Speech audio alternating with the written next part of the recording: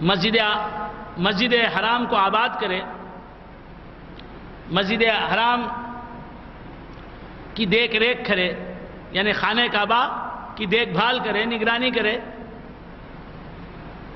اسے آباد کرے، کیا وہ ویسے ہو جائے گا؟ من آمن باللہ، جو اللہ پر ایمان لائے، والیوم الآخر، اور آخرت کے دن پر ایمان لائے، وجاہد فی سبیل اللہ، اور اللہ تبارک و تعالیٰ کے راستے میں جہاد کرے، لا یستوون عند اللہ، یہ دونوں اللہ کے پاس برابر نہیں ہوتے۔ واللہ لا یہدی القوم الظالمین، اللہ تبارک و تعالیٰ ظالم قوم کی ہدایت نہیں فرماتا۔ الذین آمنوا وہاجروا وجاہدوا فی سبیل اللہ، جو لوگ ایمان لائے، وہاجروا، اور جنہوں نے ہجرت کی، وجاہدوا فی سبیل اللہ، اور اللہ کی راہ میں جنگ کی کافروں کے ساتھ، باموالہم وانفسہم، اپنے مالوں اور اپنے نفسوں کے ساتھ، اعظم درجۃ عند اللہ، ایسے لوگ اللہ کے پاس درجے میں بلند ہیں، بڑے ہیں۔ وَأُولَئِكَ هُمُ الْفَائِزُونَ، اور یہی لوگ کامیاب ہونے والے ہیں۔ يُبَشِّرُهُمْ رَبُّهُمْ بِرَحْمَةٍ مِّنْهُ، ان کو ان کا رب اپنی رحمت کی خوشخبری سناتا ہے۔ ان کا رب ان کو کہتا ہے کہ میں تمہیں اپنی رحمت سے مالا مال کروں گا۔ يُبَشِّرُهُمْ رَبُّهُمْ بِرَحْمَةٍ مِّنْهُ، خوشخبری رحمت کی تو سناتے ہیں محمد مصطفیٰ صلی اللہ علیہ وسلم، اللہ فرماتا ہے ان کا رب ان کو رحمت کی خوشخبری سناتا ہے، یعنی حضور کا خوشخبری سنانا اللہ کا خوشخبری سنانا ہے۔ یبشرہم ربہم برحمت منہ ورضوان وجنات لہم، اور اللہ تبارک و تعالیٰ اپنی خوشنودی کی خوشخبری سناتا ہے انہیں کہ اے مسلمانوں، اے ایمان لانے والو، ہجرت کرنے والو، جہاد کرنے والو، اللہ کی راہ میں اپنے مالوں اور جانوں کے ساتھ، تم کو خوشخبری ہے کہ تمہارا رب تم پر رحمت نازل کرے گا اور تم سے راضی ہے تمہارا رب، اور جنات ہیں تمہارے لیے، باغات ہیں، فیہا نعیم مقیم، اس میں سدا بہار نعمتیں ہیں، ہمیشہ رہنے والی نعمتیں ہیں، خالدین فیہا ابدا، ان جنتوں میں وہ ہمیشہ رہیں گے۔ ان اللہ عندہ اجر عظیم، یقیناً اللہ کے پاس بڑا اجر ہے۔ یا ایھا الذین آمنوا لا تتخذوا آباءکم واخوانکم اولیاء، اے ایمان والو تم اپنے باپوں اور اپنے بھائیوں کو دوست نہ بنا لو۔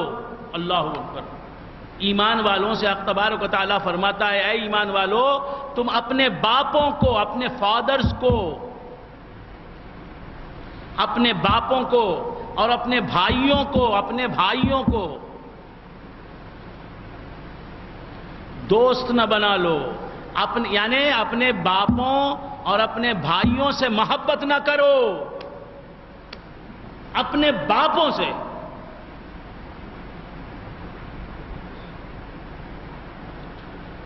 باپ غیر ہوتا ہے، باپ پرایا ہوتا ہے، باپ بیگانہ ہوتا ہے؟ نہیں، اللہ تعالیٰ فرماتا ہے یا ایھا الذین آمنوا، اے ایمان والو لا تتخذوا آباءکم، تم اپنے باپوں کو اور اپنے بھائیوں کو، سگے بھائیوں کو اولیاء نہ بنا لو، یعنی دوست اور محبوب نہ بنا لو، ان سے محبت نہ کرو۔ کس سے؟ اپنے باپوں سے، اپنے بھائیوں سے۔ کیا سن رہے ہیں آپ؟ قرآن کیا کہہ رہا ہے دوستو؟ اللہ اکبر، اللہ اکبر۔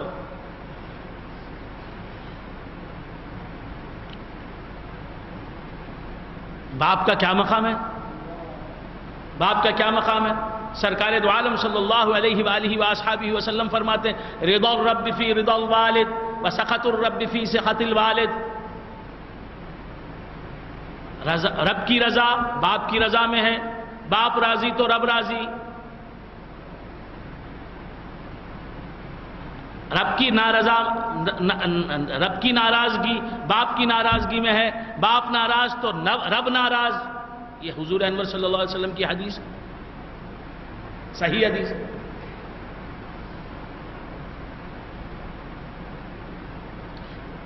حضرت ابو ہریرہ رضی اللہ تعالی عنہ سے روایت ہے قال رسول اللہ صلی اللہ علیہ وسلم، اللہ کے رسول صلی اللہ علیہ وسلم نے فرمایا رغم انفہ ثم رغم انفہ ثم رغم انفہ، اللہ کے حبیب فرماتے ہیں صلی اللہ علیہ وسلم اس شخص کی ناک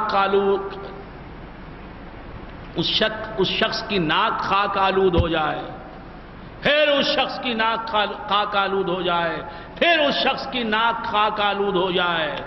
3 مرتبہ سرکار دو عالم صلی اللہ علیہ وسلم نے یہ دعا کی۔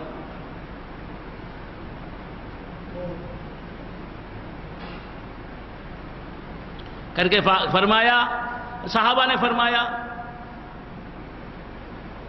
صحابہ نے پوچھا قیلا، صحابہ نے پوچھا قیلا من یا رسول اللہ، کس کی ناک خاک آلود ہو جائے؟ سرکار دو عالم صلی اللہ علیہ وآلہ وآصحابہ وسلم فرماتے ہیں راغم انفہ، انف کہتے ہیں عربی میں ناک کو، انف ناک، راغم خاک آلود ہو جائے، راغم انفہ ثم راغم انفہ ثم راغم انفہ، اس شخص کی ناک خاک آلود ہو جائے، پھر اس شخص کی ناک خاک آلود ہو جائے، پھر اس شخص کی ناک خاک آلود ہو جائے۔ صحابہ نے پوچھا من یا رسول اللہ، کس کی ناک خاک آلود ہو جائے یا رسول اللہ؟ وہ کون شخص ہے جس کے بارے میں آپ فرما رہے ہیں؟ فرمایا کہ من ادرک والدائی، جس نے اپنے ماں باپ دونوں کو پایا، احدہما او کلیہما، کیا مطلب؟ من ادرک والدیہ احدہما او کلیہما، جس نے اپنے ماں باپ کو پایا، ماں باپ میں سے کسی ایک کو، ماں کو یا باپ کو، یا دونوں کو، من ادرک ابویہ علی الکبر، جس نے اپنے ماں باپ کو بڑھاپے کے عالم میں پایا، جس نے اپنے ماں باپ کو بوڑھے ہونے کی حالت میں، بڑھاپے کی حالت میں پایا، یعنی جس کے ماں باپ بوڑھے ہوں، احدہما او کلیہما، دونوں کے دونوں یا دونوں میں سے ایک، ولم يدخل الجنہ، اور جنت میں داخل نہیں ہوا۔ ماں باپ کو راضی کر کے جو جنت میں داخل نہیں ہوا، بوڑھے ماں باپ کو یا دونوں میں سے ایک کو راضی کر کے جو جنت میں داخل نہیں ہوا، حضور فرماتے ہیں وہ برباد ہو جائے، وہ ہلاک ہو جائے۔ اب آپ اپنے اپنے ماں باپ کا جائزہ لیں، جن کے ماں باپ چلے گئے وہ سوچیں کہ جب بوڑھے تھے ماں باپ، میں نے ان کی خدمت کی، ان کو راضی کیا یا نہیں راضی کیا؟